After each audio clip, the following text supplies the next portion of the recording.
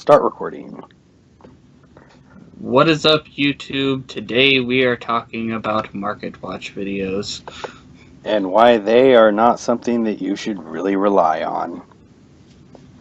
I think we are two people who believe that in the YouTubing community, Market Watch videos, a lot of people have started taking them too seriously, and it has kind of corrupted the market. My opinion on the matter is that they are purely for the enjoyment of watching. I have never been a huge fan of using them as a complete speculation on things because I have done online selling before of cards, and for the most part, when you want to sell cards to somebody, you're going to hype it up for something it's not. And I feel like that a lot of people take advantage of that fact by saying, hey, this is a good card. I have a play set of them, and I'd probably run it. Yeah, I watched a video, or didn't watch it, but it popped up in my news feed. A video of a price hype, and I believe. Hold on, I gotta check what card it is. Was it a pointer of the Red Lotus? Yeah. I have watched a lot of those videos. I have seen the card before, and I thought it was not a great card. And I still have yet to determine if I think it's good or not, because I haven't actually tried the card. I don't even remember what it does. So, what the card does is you pay 2,000 life points, reveal your hand, and then look at your opponent's hand and banish one card from their hand until their next in phase, I believe, or their next turn. Yeah, Can't exactly remember. Until your opponent's next end phase, the selected card is removed from play. Keyword there is next, so if you activate it on their turn, it's going to be their next turn that they actually get it back. Because old cards apparently work like that. So, it's a worse version of Mind Crush. Or a better version in some instances, because it's not as random, but it's a good card, but I don't think it's good for the price that it is probably sitting at. At the time of this video, it is at $475 is the listed price when I clicked on it, and this is by the buyer or by the sellers of Prime Time cards.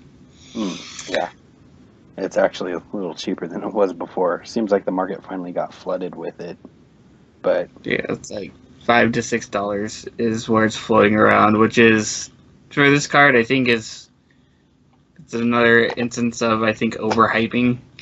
I don't think that this card should really see too much play, even though it was from Stardust Overdrive, which, if I remember correctly, was not a very good set. I actually just clicked on the set now, and let's see what was actually in it. Oh, I remember this set. It had Archlord Christia in it. Okay, I mean, there's a few good cards. Okay, so I had Christia. Crusaders saw play in spellbooks in certain builds. Earthbound Immortal. Spider tokens are worth $5. Huh. Neat. Had Guardian Eotos in it, but Divine Grace, I had a casual deck around her. That was pretty fun. But back to the point and thing, or the point of this video, is that I feel like, and I'll repeat myself, pure enjoyment value of it, and maybe check your stuff to see if you have those cards, and maybe there's somebody that wants to trade for those, and you can have stuff that's valuable that you don't even know, and these bring attention to it. But for the pure purpose of going online and actually buying the cards, typically you've already missed the ship by the time that's happened. You have to have already been in the know or already have accidentally had a bunch of that card, which has happened to me once before with Beals of the Diabolical Dragon. Yeah, I don't think Market Watch videos should be used as an investment purpose in the slightest, because if it was, there was a time of YGO Pro or not YGF Pro, but a TCG player had Secret Rare Legacy of Yatagarasu for $50 because of a buyout. Now, if I was a buyer or a seller, or if I was a seller, I would hype it up more so that people would keep buying, so I could sell my Secret Rare copies of Legacy of Yatagarasu, because I do have a few, but I don't believe in overhyping something for just my personal investment purposes, because it's a really scumbag thing to do. Like, My Body as a Shield is another example of this, because there's common versions of it for $1 or $2, and I have like a stack of them, but I'm not gonna go out and try to hype up the card and sell it and just try to sell you my bulk commons because I want to get rid of cards. And I feel like most of the Market Watch videos, they do that. And the number one thing that made me realize this too was trying to see card fluctuations in prices, because there's no, at least, super easy way to tell that. So how would a YouTuber select cards to pick? So my theory is or at least I think he feels the same way, is that the theory is that they pick cards that they want to get rid of so they can make a profit. Yeah, that's how I've passed a lot of. I used to collect stacks of Forbidden Lances, and it's really common card. Even when it got like reprinted in the battle packs, they were pretty easy to pull. But I had a stack of them, and I was always trading people for them at my locals, and I managed to actually make it where now they had somewhat of a value in the area that I would just trade them to people for more things that I needed by creating kind of a starvation of the market on that. I feel like that's kind of what happens with a lot of these Market Watch videos is they collect a lot of these cards and then make a starvation in the market for them, and then people buy them out and they just sell theirs for a higher price. Yeah, I think that I still have a stack of those Forbidden Lances. We're not, and I feel like I should clarify this. Market Watch videos, I think, are fine for just pure entertainment value, as we've said several times, and it's cool if you have these cards just lying around and you know someone that wants to trade them. Then yeah, sure, trade them for the price that they've been creeping up on and everything. Because but don't take Market Watch videos as a way of investing in cards. And in general, if you're investing into anything, like any card game or anything, I think you should always take precautions and all that. And I think that what Market Watch videos do is it lets people, or it lowers people's guards on that.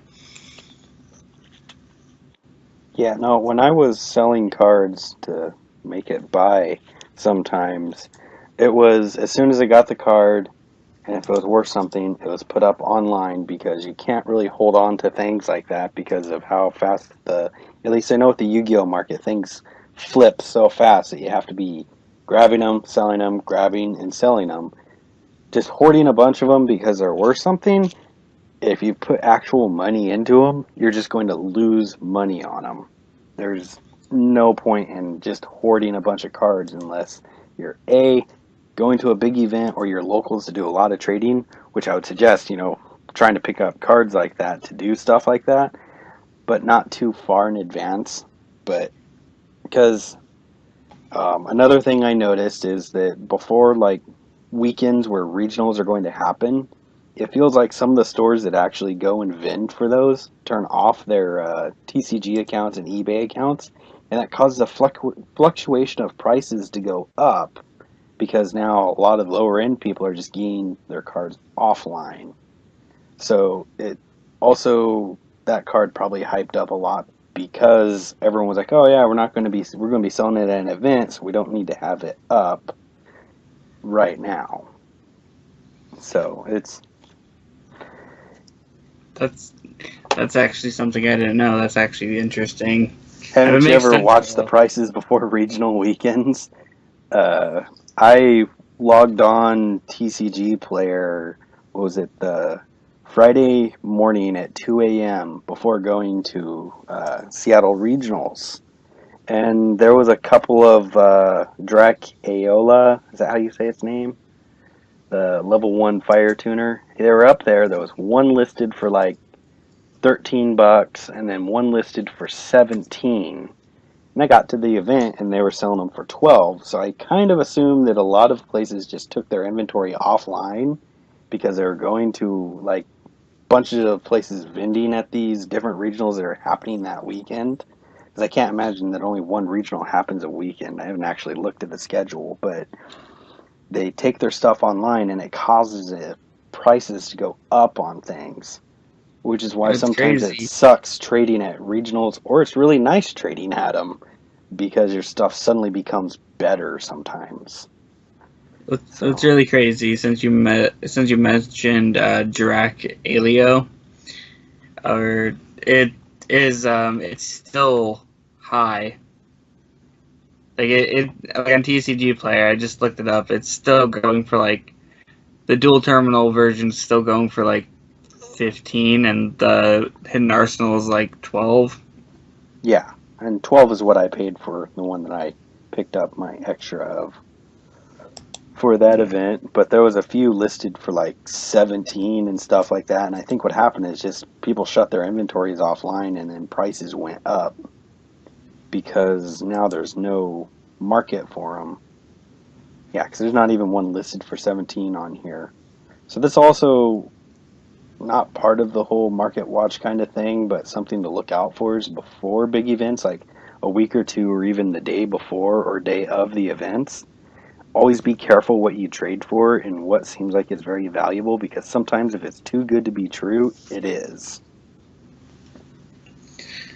Yeah, that I think that definitely just careful. Hey, and that's something in life in general. Is if it's too good to be true, it usually is. And of course, and why wouldn't that apply to Yu-Gi-Oh and trading?